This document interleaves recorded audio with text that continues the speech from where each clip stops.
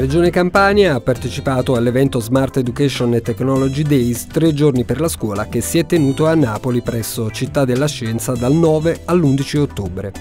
Nell'area espositiva, all'interno dello stand istituzionale della Regione Campania, sono state presentate le numerose attività di sostegno alla formazione e alla conoscenza, anche finalizzate all'ingresso nel mercato del lavoro, promosse dalla Regione con il sostegno del Fondo Europeo di Sviluppo Regionale. Nell'ambito delle attività di comunicazione relative al Por Campania Fair 2007-2013, un ampio spazio è stato dedicato alla promozione della seconda edizione del Festival dell'Europa, concorso riservato agli studenti delle università e delle scuole secondarie di secondo grado della Campania, attraverso il quale si vuole aumentare la consapevolezza degli interventi finanziati dal fondo e la conoscenza delle istituzioni comunitarie.